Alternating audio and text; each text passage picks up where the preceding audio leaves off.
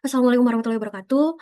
Selamat malam Bapak. Perkenalkan saya Filza Pipa Rahman dengan NPM 2306265013. Pada kesempatan kali ini saya akan mempresentasikan salah satu materi mengenai MSDS dengan senyawa kimia yang saya pilih yaitu etanol atau C2H5OH.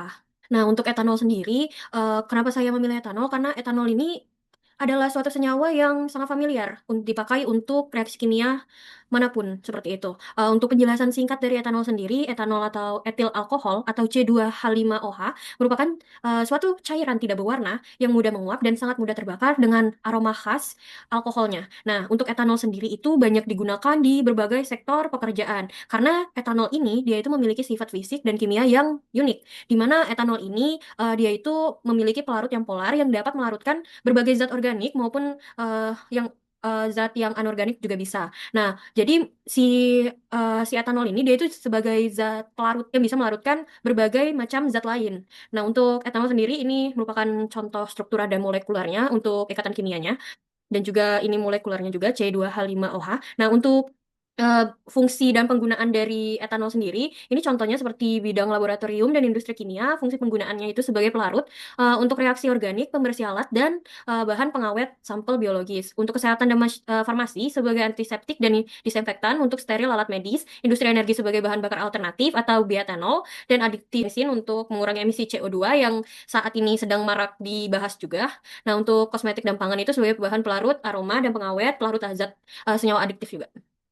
Untuk identifikasi bahan, nah kalau untuk MSDS ini sendiri dia itu banyak sectionnya. Terus untuk beberapa cakupannya itu sendiri yang pertama adalah identifikasi bahan atau section 1 sampai 3. Nah untuk identifikasi bahan sendiri komponen ini ada dua aspek yang saya pisah yaitu komponen dan juga keterangan dari komponen ini. Seperti nama kimianya itu etanol atau etil alkohol itu golongan senyawa etil alkohol. Nah untuk rumus molekulnya sendiri itu C2H5OH. Untuk nomor CAS-nya itu 664715. Nama dagang dari si etanol ini sendiri adalah etanol absolut atau etil alkohol atau grain alkohol juga bisa.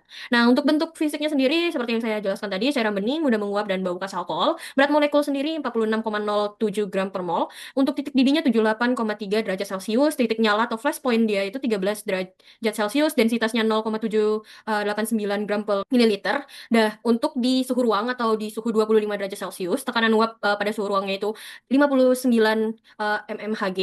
Untuk solubilitasnya larut sempurna di dalam air karena dia itu adalah suatu zat pelarut. Untuk pH-nya itu dia pH netral.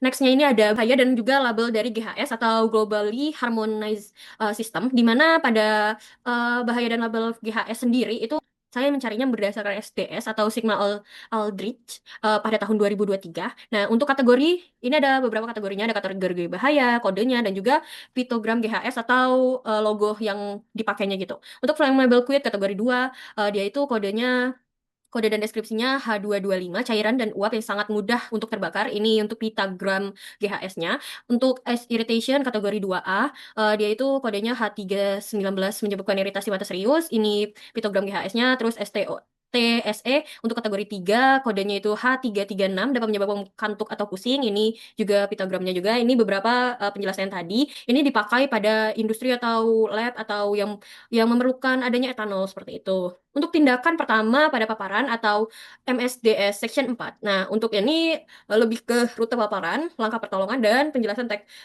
toksikologinya.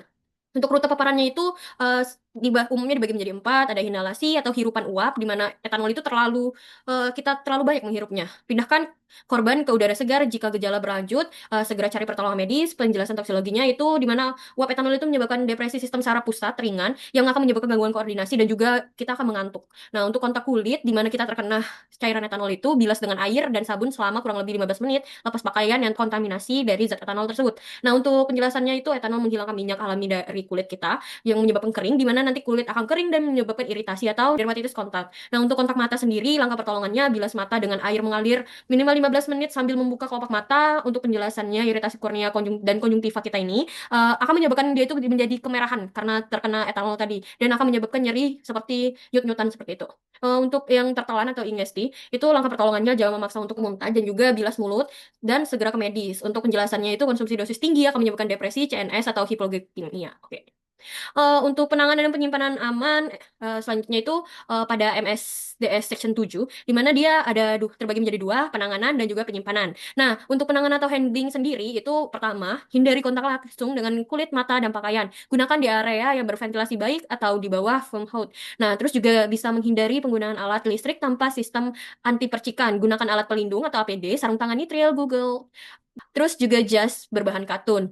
Jangan makan atau minum merokok di area kerja atau jangan makan minum pada lab atau tempat-tempat kita menggunakan etanol itu karena bisa saja terkontaminasi. Nah, untuk penyimpanan sendiri ini seperti gambar ini, di mana simpan dalam wadah tertutup rapat di tempat yang sejuk dan berventilasi, jauhkan dari oksidator yang kuat seperti H2O2 atau NaCl ini.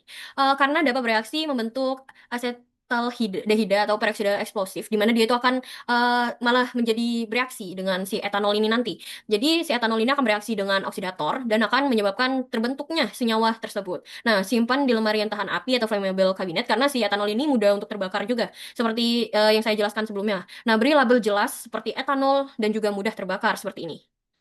Nah, untuk selanjutnya itu adalah langkah penanganan atau penanganan tumpahan atau insiden yang terjadi. Untuk ini itu terdapat di MSDS Section 6. Untuk langkah-langkah penanganannya sendiri, yang pertama itu kita pastinya adalah evakuasi area dan jauhkan dari sumber api atau listrik karena dia itu sangat rawan terhadap api dan juga lawan terbakar seperti itu. Untuk yang kedua, gunakan APD lengkap sebelum mendekati lokasi tumpahan. Yang ketiga, gunakan pasir, vermiculit atau bahan penyerap inert untuk menyerap cairan. Nah, untuk yang keempat, hindari penggunaan kain atau tisu yang kering karena itu juga bisa memudahkan terbakar. Nah, untuk kelima itu kumpulkan material yang penyerap ke wadah logam yang tertutup, terus juga ventilasi area hingga bau alkoholnya hilang karena ini merupakan senyawa alkohol juga. Dan juga yang terakhir itu laporkan insiden ini ke petugas K3 yang ada di lokasi industri atau lokasi kita kerja atau lab tersebut. Nah, untuk bahaya khususnya itu di mana etanol ini memiliki lower explosive limit atau LEL, yaitu 3,3 volumenya per volumenya itu dan juga U per explosive limit atau UEL 19% dari volumenya itu. Jika uap di udara ini terlalu terkontaminasi atau berkonsentrasi tinggi, api sekecil percikan listrik sedikit aja itu bisa menyebabkan ledakan karena si etanol ini kan merupakan satu senyawa ikatan alkohol, jadi dia itu menyebabkan dia sangat-sangat rawan untuk terjadinya ledakan. Jadi pokoknya kita sebagai penganalisis K4 atau K3 itu harus mengetahui tindakan yang tepat untuk supaya tidak terjadi insiden-insiden yang akan menyebabkan korban selanjutnya.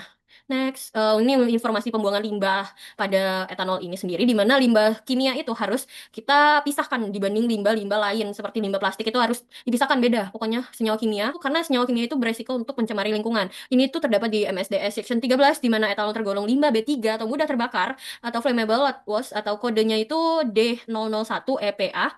Kemudian kumpulkan limbah dalam wadah tertutup berlabel limbah etanol flammable. Nah, jangan membuang ke saluran air, tanah, atau sistem pembuangan umum. Lakukan pengumpulan dan pengolahan limbah melalui pihak ketiga berizin sesuai PPRI nomor 22 tahun 2021. Untuk volume besar, lakukan insenerasi pada suhu lebih dari 900 derajat Celcius dengan sistem kontrol emisi gas buang. Nah, kemudian untuk analisis dari toksikologinya lingkungannya itu, etanol ini meningkatkan BOD atau biochemical oxygen demand pada air, menurunkan oksigen terlarut dan mengganggu ekosistem perairan jika dia dibuang secara sembarangan. Terus juga untuk rangkuman dari semua poin-poin MSDS etanol ini, identifikasinya seperti yang dijelaskan tadi. Mungkin ini aja saya tampilkan, karena semuanya itu sudah terangkum dari yang saya jelaskan. Oke. Mungkin itu saja yang dapat saya sampaikan mengenai MSDS dari etanol ini sendiri. Lebih dan kurangnya saya mohon maaf. Terima kasih. Wassalamualaikum warahmatullahi wabarakatuh.